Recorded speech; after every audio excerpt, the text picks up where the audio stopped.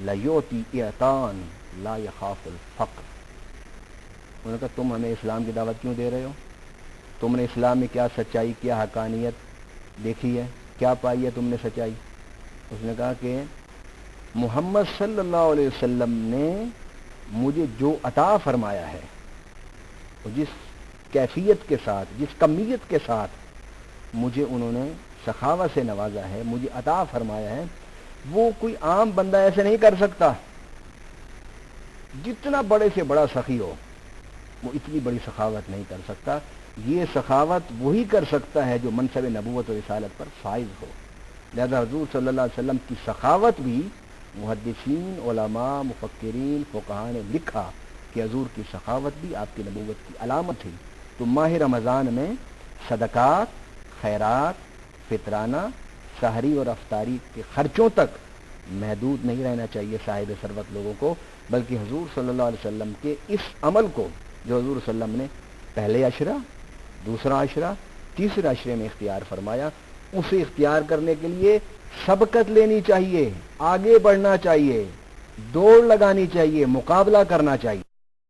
رب صاحب، ہم کس طرح سے ایک دوسرے پر سبقت لے جا سکتے ہیں نیکی کے کاموں میں، اس پہ ہم ضرور بات کریں گے، لیکن ہمیں جانا ہے ایک چھوٹے سے وقفے پر.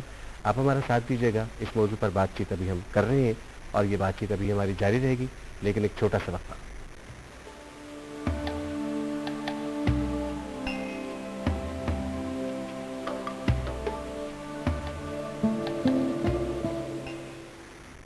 جی، آپ سب کو ایک بار پھر خوش آمدید اس پروگرام میں، جس میں آج ہم اشرائے رحمت کے حوالے سے گفتگو کر رہے ہیں. علامہ صاحب، وقفے سے پہلے ہم بات کر رہے تھے کہ ہم کس طرح سے نیکی کے کاموں میں ایک دوسرے پر سبقت لے جا سکتے ہیں.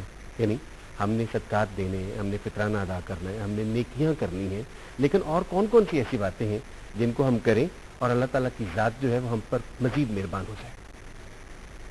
اسی حوالے سے ہم بات کر رہے تھے کہ کثرت تلاوت کلام پاک، نوافل، شب بیداری، روزہ، اعتکاف، سحری اور افطاری لوگوں کو کرانا، اور صدقات و خیرات دینا، زکوٰۃ دینا، فطرانہ دینا.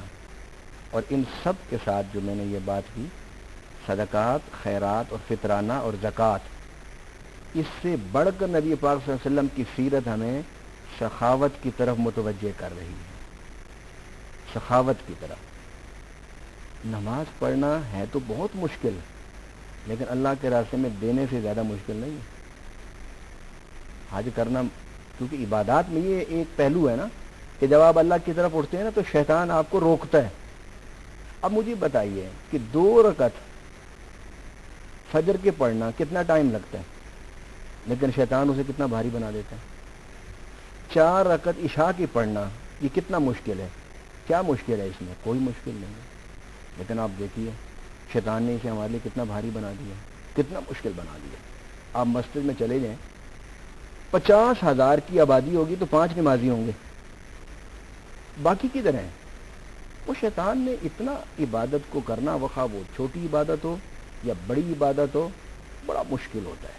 کیونکہ اس نے قسم اٹھائی تھی اللہ کے سامنے کہ فَبِعِزَّتِكَ لَأُغْوِيَنَّهُمْ أَجْمَعِينَ، کہ مجھے تیری عزت کی قسم کہ میں ان سب کو گمراہ کروں گا.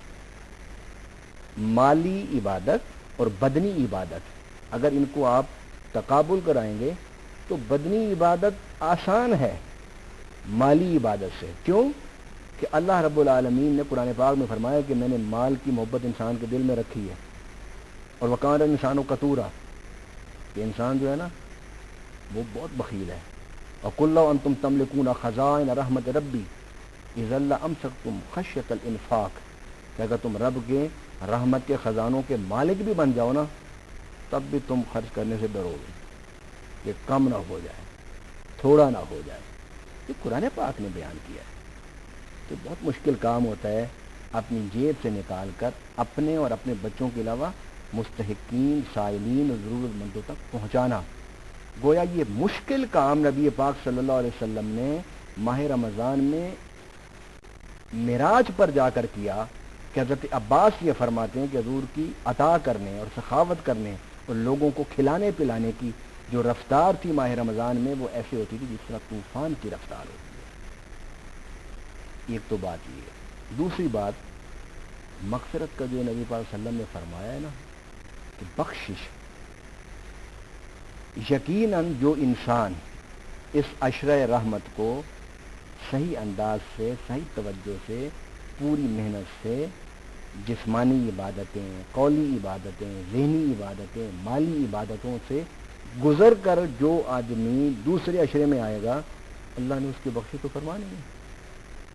بخشش کا معنی کیا ہے؟ یہ عربی کا لفظ ہے مغفرت۔ مغفرت دھو دینا، ڈھانپ لینا، محفوظ کر دینا، میل کچال اس کا صاف کر دینا۔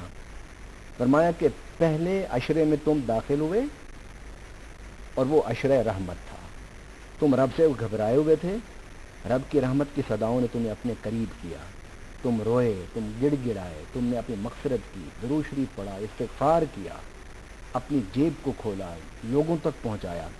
مجھے یہ بتائیے کہ آپ کا سجدہ، تراویح، عبادت، تلاوت، وہ آپ کو فائدہ اس وقت پہنچائے گا کہ جب آپ کی مسجد جس میں آپ عبادت کر رہے ہیں، آپ کا وہ گھر جس میں آپ سجدے کر رہے ہیں، اس کے 40 گھر دائیں، 40 بائیں، 40 آگے، 40 پیچھے، اس میں کوئی رات کو بھوکا نہیں سوئے گا۔